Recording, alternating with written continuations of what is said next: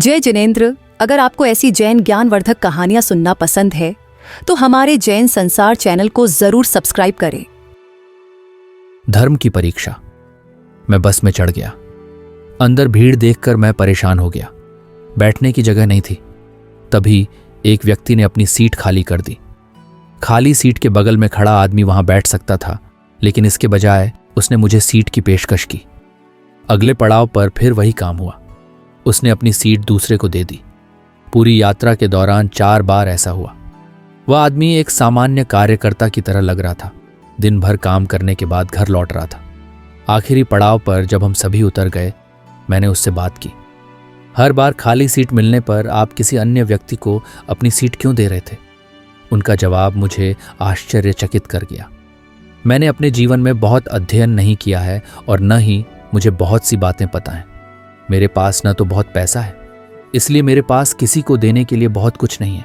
इसीलिए मैं यह रोज करता हूँ। ये एक ऐसी चीज है जो मैं कर सकता हूँ, आसानी से कर सकता हूँ। पूरे दिन काम करने के बाद भी मैं थोड़ी देर तक खड़ा रह सकता हूँ। मैंने अपनी सीट आपको दे दी और आपने धन्यवाद कहा। इससे मुझे संतोष हुआ कि मैंने किसी के लिए कुछ किया है। मैं इसे दैनिक तौर पर करता हूँ और महसूस करता हूँ कि मैं किसी तरह से अपना योगदान दे रहा हूँ। मैं हर दिन घर में ताज़ा और खुश होकर आता हूँ कि मैंने किसी को कुछ दिया। मैं अवाक था। दैनिक आधार पर किसी के लिए कुछ करने की चाहत ही अंतिम उपहार है। इस अजनबी ने मुझे बहुत कुछ सिखाया। भीतर से अमीर बनना कितना आसान है। सुंदर कपड़े, बैंक खाते में बहुत सारे पैसे, महंगे गैजेट्स, सामान और विलासिता या शैक्षिक डिग्री आपको अमीर और खुश नहीं कर सकते, लेकिन देने का एक छोटा सा कार्य आपको हर रोज समृद्ध और खुश महसूस करने के लिए पर्याप्त है। बहुत समय पुरानी बात है। किसी राज्य में एक राजा राज्य करता था। वह राजा न्यायप्रिय, प्रजापालक, कर्तव्यनिष्ठ आदि अनेक गुणों से संपन्न था। उसकी ईश्वर के प्रति दृढ़ आस्था थी। वह प्रत्येक कार्य ईश्वर को साक्षी मान के करता था। उसकी मान्यता थी कि भगवान 3 लोक और 3 काल की समस्त बातें एक साथ एक समय में जानते हैं। यदि कदाचित मैं कोई चोरी छुपे कार्य करूंगा तो उसे भगवान सर्वज्ञ होने से जान ही लेंगे, चाहे जनता न जान पाए। अतः वह नीतिपूर्वक ही राज्य करता। ऐसे योग्य राजा के दुर्भाग्य से कोई संतान न थी। वह चिंतित था कि इस राज्य का उत्तराधिकारी किसे चुने। यदि वह किसी को भी उत्तराधिकारी बना दे और कदाचित वह न्यायप्रिय, प्रजापालक और आस्तिक न हुआ तो समस्त जनता दुखी हो जाएगी। वह स्वयं निंदा का पात्र बन जाएगा। ऐसे विचारों से वह निरंतर चिंतित रहने लगा। वह वृद्ध भी हो चला था।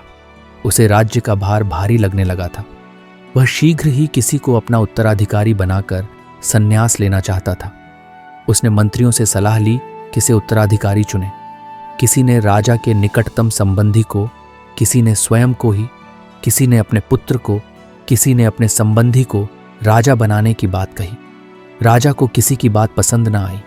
राजा इस समस्या का हल खोजने के लिए कुछ न कुछ विचार करता रहता था। आखिर उसे एक दिन इस समस्या का हल मिल ही गया। राजा ने अपने समस्त राज्य में घोषणा करा दी कि जो भी राजा बनना चाहता हो वह अपना नाम 1 सप्ताह के अंदर भेज दे।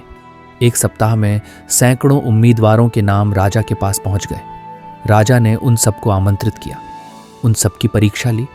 राजा ने सबको आधे आधे फुट की एक लकड़ी दे दी और कहा, तुम ऐसी जगह जाकर इस लकड़ी के 2 टुकड़े करके ले आओ जहां लकड़ी के टुकड़े करते हुए कोई ना देखता हो। मैं इसी परीक्षा के आधार पर ही अपने उत्तराधिकारी का चयन करूंगा। सब लकड़ी को तोड़ने के लिए तितर बितर हो गए। कोई एकांत कमरे में जाकर, कोई कोने में जाकर, कोई एकदम शांत एकांत जगह जाकर लकड़ी को तोड़कर शीघ्र ले आए। सबने राजा को टुकड़े दिखा दिए, परंतु उन सब में एक व्यक्ति नहीं लौटा था।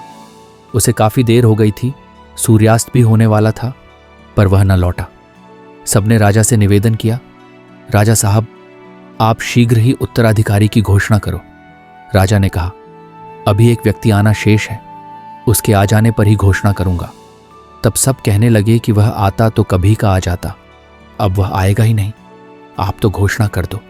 राजा ने उनकी बात अस्वीकार कर दी और कहा, उसके आने पर ही घोषणा करूंगा। ऐसी चर्चा चल ही रही थी कि उसका आगमन हो गया। उसने राजा को वह लकड़ी बिना तोड़े ही ज्यों की त्यों वापस थमा दी। सबने आश्चर्य करते हुए उसकी हंसी उड़ाई। ये इतनी सी लकड़ी तो तोड़ ना सका और राजा बनने चला है। राजा ने मन में यह निश्चय कर लिया था कि यही राजा बनने के योग्य है। फिर भी उसकी सच्ची परीक्षा के लिए तेज स्वर में कहा, जब तुम इतने समय में इतनी सी लकड़ी नहीं तोड़ पाए तब तुम राज्य क्या संभालोगे? ये देखो, ये सब के सब कितने बुद्धिमान हैं जो शीघ्र ही लकड़ी के 2 टुकड़े करके ले आए। उस व्यक्ति ने अत्यंत विनम्र शब्दों में कहा, हे राजा साहब, आपने यदि लकड़ी के 2 टुकड़े ही करने कहे होते तो मैं उसी क्षण करके दे देता, पर आपने यह कहा था कि इस लकड़ी के 2 टुकड़े ऐसी जगह जाकर करके लाओ जहां इसके टुकड़े करते हुए कोई भी ना देखता हो। मैं अनेक गांव, नगर, जंगल में गया, पर कोई भी ऐसा स्थान न मिला जहां उसको तोड़ते हुए कोई देखता ना हो। जहां भी तोड़ता वहां कोई मनुष्य या पशु भले ना देखता हो, परंतु वहां मैं स्वयं व भगवान सर्वज्ञ तो देख ही रहे थे। फिर मैं कैसे तोड़ सकता था, यह आप ही बताइए। राजा ने इसका कोई प्रत्युत्तर नहीं दिया और कहा, आज रात्रि हो चली है, सभी अपने अपने घर जाओ, कल सभा लगेगी, उसमें विधिवत उत्तराधिकारी की घोषणा करूंगा। आप में से ही किसी को उत्तराधिकारी बनना है। सब अपने अपने घर चले गए। सब अपने मन में राजा बनने की उत्सुकता लिए हुए रात भर सो न सके। प्रातः होने पर सभी सज धज कर सभा में जा पहुंचे। जनता भी खचाखच दरबार में उपस्थित थी। सभी मंत्रीगण मंच पर उपस्थित थे। भगवान और राजा के अतिरिक्त किसी को भी यह झात नहीं था कि कौन राजा बनेगा। कुछ ही देर में राजा मंच पर उपस्थित हुआ। उसने आते ही उस व्यक्ति को बुलाया जो बिना लकड़ी तोड़े ही वापस आ गया था। वह व्यक्ति मंच पर पहुंचा। राजा ने अपना मुकुट उसके मस्तक पर लगाया, उसे राज सिंहासन पर बैठाकर उसका राज तिलक कर दिया, उसे अपना उत्तराधिकारी बनाने की घोषणा कर दी। सभी दांतों तले अंगुली दबाने लगे थे, यहां तक कि उत्तराधिकारी भी। वह हैरत में पड़ गया था कि मुझे राजा कल क्या कह रहे थे और आज ये क्या कर रहे हैं। आखिर उससे न रहा गया। उसने समस्त जनता के समक्ष राजा से यह प्रश्न पूछ ही लिया, आपने उन सबको राजा न बनाकर मुझे ही क्यों राजा बनाया? राजा ने कहा, तुम इस योग्य हो। तुम कोई भी अनीतिपूर्वक कार्य नहीं कर सकते हो, क्योंकि तुम्हें यह भान है कि इसे देखने वाला भी कोई सर्वज्ञ है।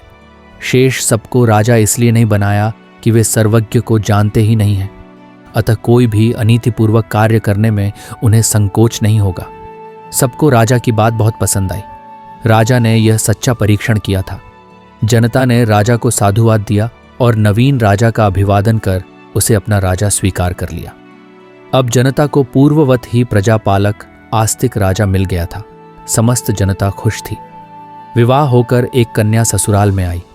एक दिन विनय से सासू जी से बोली, आज मेरी उड़द की दाल खाने की इच्छा है, अतः मैं उड़द की दाल बना लूं? सासू जी ने तेज स्वर में उत्तर दिया, इस घर में उड़द की दाल नहीं बनाई जाती है, न खाई जाती है। तुम शीघ्रता से तुअर की दाल बना लो।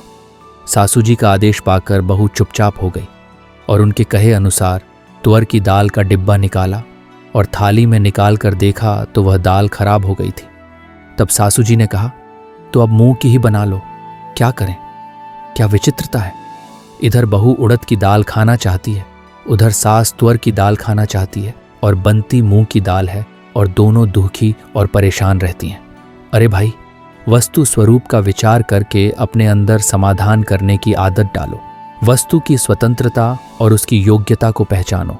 इस संबंध में ऐसा सम्यक विचार करो कि योग्यता मूंग की दाल बनने की ही है, फिर उड़द या तुअर की दाल कैसे बन सकती है?